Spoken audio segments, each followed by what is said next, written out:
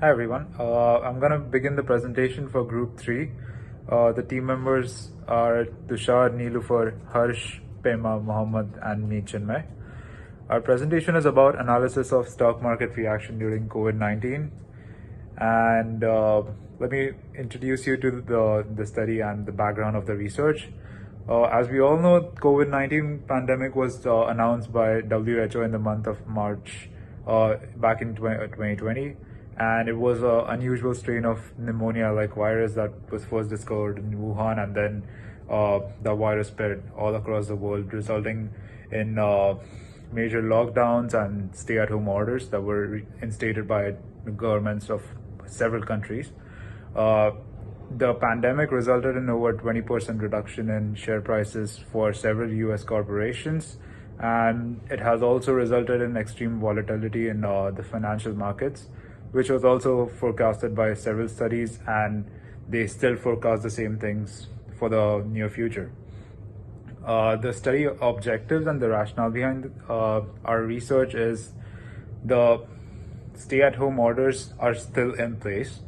Basically, there are still countries who have mandated their people to stay at home and try working from home as much as possible, and that has resulted in a lot of volatility in different areas of financial markets as well as real estate markets and other related fields.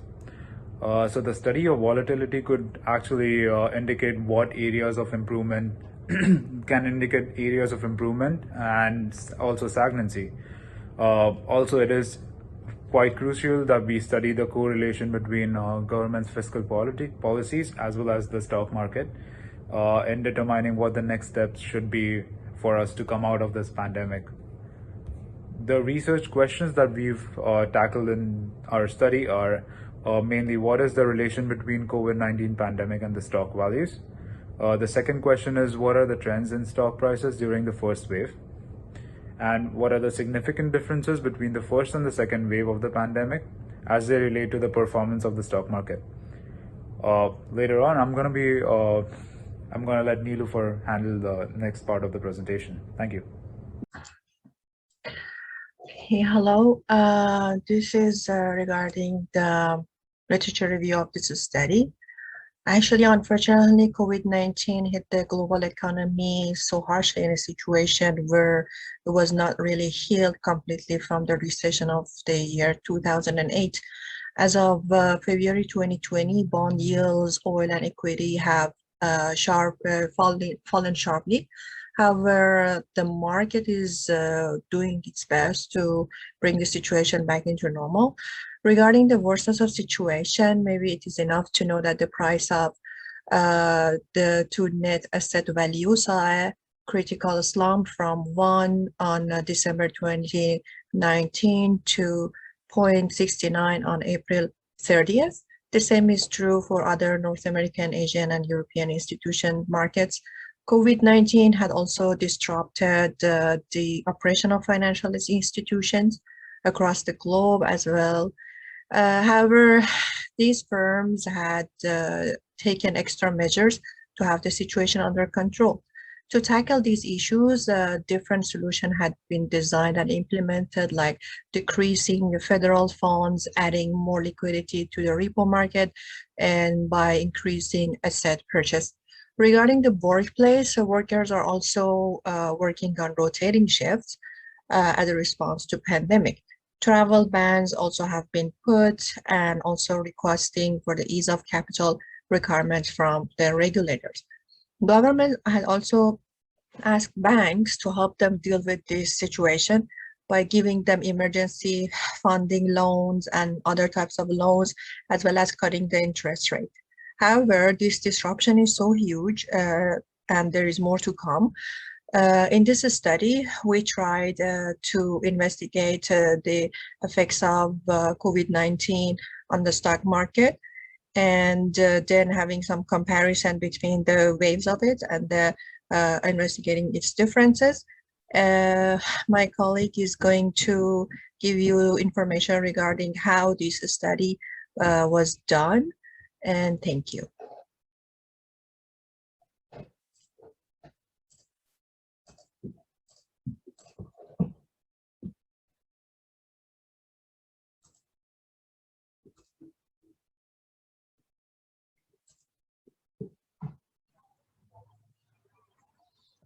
Hello, Professor.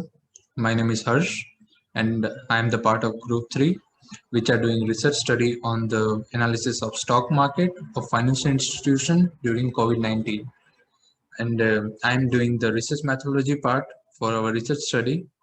So, talking about the research methodology, our group project and our group members have conducted time series event study of the data. And for the time series, we have conducted our research in two different timelines. The first timeline was for January 1, 2020 to December 31st, 2020. And the second timeline is for January 1st, 2021 to March 13, 2021. For our research study, we have gathered data from Yahoo Finance platform. So for that, our research was mainly focused on recognized financial institutions and their market fluctuations. And we have used Yahoo Finance for that. The stock market fluctuations of different companies were recorded over time period, and the data was fetched accordingly for the certain time interval, as I described for our different time series data. To scrap the data and to get the best result for our research study, we have used Python library to scrape our data. So data scraping software Python was used in order to obtain visuals and graphs for our profound results. So visualizations like adjacent closing graph and volume plot graph were obtained, which gave us the profound results for our research study. As we all know, COVID-19 has impacted many businesses around the globe, and financial institutions are also facing difficult times in this COVID-19. So from these graphs, we can, determine the adjacent closing and how much the volume has fluctuated over time period during COVID-19. Additionally, we have also derived a heat map and cluster map, which were further used to define the relationship between the different companies and the fluctuations they are facing. Like some two companies have same relationship during the first timeline, and other has the same relationship during the second timeline. So this is our reason for using the Python library to scrap our data. Further, we have also used Excel to clear our data and so on. So talking about the uniqueness of the project. So what makes our project unique?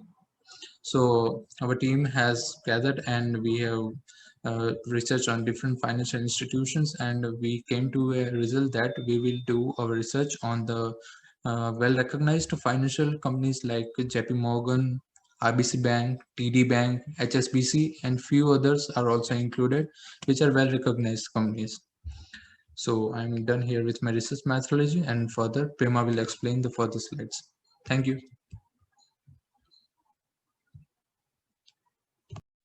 Hello everyone, this is Pema, and I'm going to share about the impact of the COVID-19 on the financial services. That's mainly on the first wave of COVID-19. The first wave of COVID-19 started on the March 11 when the WHO announced the COVID-19 as the pandemic. And despite having the major impact on the many of the business and the lives of the people, the financial institutions show positive gain from our research. We have selected the top 10 market cap of financial institutions around the world, and they have all gained.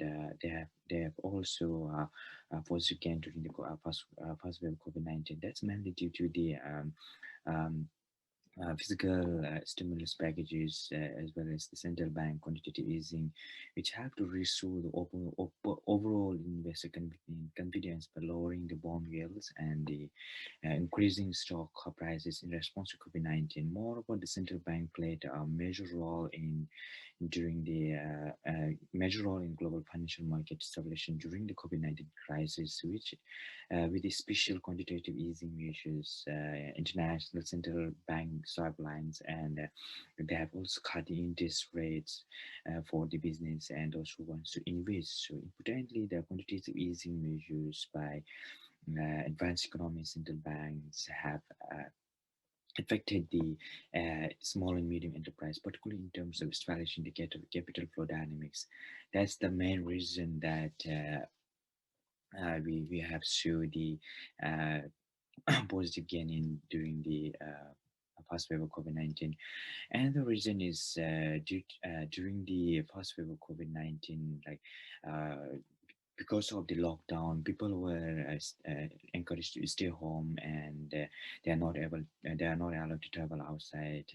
Because of that one, people have got so many free times, and they become active, and they get a time to learn about the stocks, and they try to invest in the stock market. So those are the main reasons that we have seen the positive gain of the financial analysis during the COVID-19, of the both the adjusted stock price and the stock volume. So next I'm going to share about the correlation analysis and the Wilkerson signed rank test. In the correlation analysis, we have used the Python C1 library to analyze the correlation analysis, and from our analysis, we found that all the top 10 financial institutions correlation varies from -0.1 to 1.1. In terms of the Wilkerson signed rank test, that we have performed in the SPSS, and mainly on the total adjusted stock volume. And from that, out of the 253 days from our analysis, we found that we have showed the 126 days positive in the first wave of COVID-19, mainly because the reasons are all I've shared in the beginning.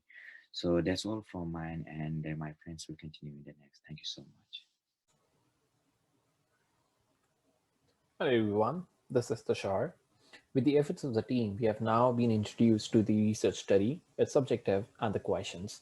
We also saw the impact of COVID-19 on financial services industry during the first wave of this pandemic. As the research study objectives included studying the impact of COVID-19, stock movement or organizations from financial services industry, and also comparing such impact from first wave to the second wave. Keeping that in mind, we will now undertake the analysis of COVID-19 impact on the financial services industry during the second wave. We have already established that the financial services industry was not hit as hard as compared to the other industries. This was so as the industry was quick to adapt to the dynamics of the new business environment. As we can see from the charts on the right, just up here, the adjusted stock price for the organizations were near to normal. There were not many disruptions. The adjusted volume chart down here justifies the statement as there were not many abnormal trading sessions, and the volume saw increasing trends for almost all organizations. This is the reason that the industry will grow at a compounded annual growth rate of 9.9% to become a $22 trillion industry. The second wave was much more about revival and adoption than just mere survival. The industry sure had to deal with operational difficulties at first, as various measures such as social distancing and lockdowns were put in place. The industry also had to understand the long-term impact by dealing with the short-term survival. The businesses had to rearrange their strategies to become profitable again, as well as see a growth in their operations. For this reason, the business came up with various action plans. While aiming at $22.5 trillion economy, the organizations starting setting up online platforms, new ways of delivering services, upgrading skills of employees, which all help boosting their operations. These strategies ensured reaching the customers even during the pandemic and elimination of any service disruptions.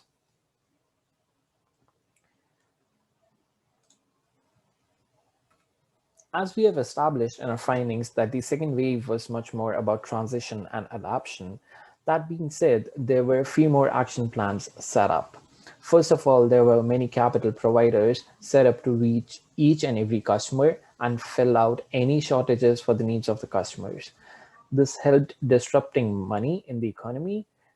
This helped dispersing money in the economy. The government also helped by putting money directly and helping the newly set up capital providers. As there were many countries on the lockdown, the trade stopped between such places and globalization went into a reverse gear. Companies are now working on a self-sustaining models where they will be closely working with the domestic economy and contributing more towards the national GDP. Also, as we mentioned previously, there were digitization of services to make the operations profitable, cut costs where possible, and in order to do so, we upgraded the skills of the workforce as well to be able to work in a more digital environment.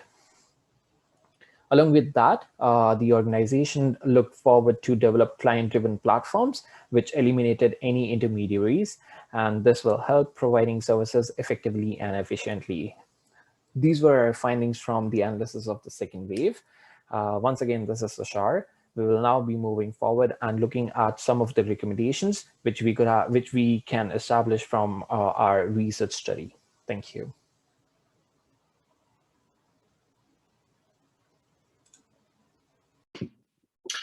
Hello, everyone. Once again, my name is Mohammed Swara.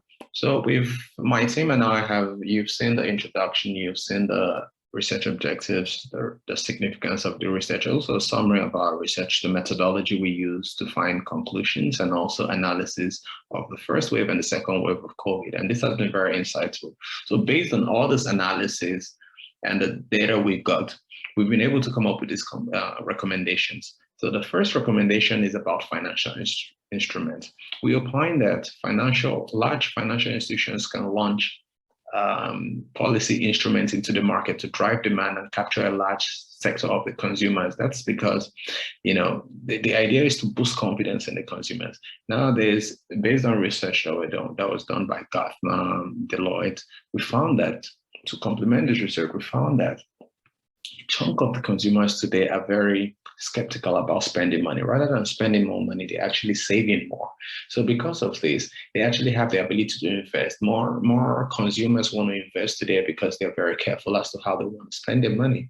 So if financial institutions can launch instruments into the market to drive demand and capture a large sector of the economy, this will help drive the demand. Secondly, we also thought about marketing to boost confidence. Marketing campaigns to boost confidence and attract investors will also be advantageous. Because of also going back to the reason why consumers can actually saving more marketing campaigns to boost confidence in the part of the investors who are actually scared of actually investing in this market would actually be a very good thing for the company. And the last one will be, now, obviously, over the last decade, there's been a steady trend and exponential growth in the movement of, brick and mortar industries into online services, and that's been evident, and that's been very good. However, during the last year, because of COVID has actually accelerated this trend. So now we are seeing more people being confident in the online services. We're seeing consumers today gaining more confidence in online services, and also the institutions. So if institutions can actually introduce more online services for consumers to be able to invest in the financial markets, this will also be very productive for the institutions and the stock market as a whole.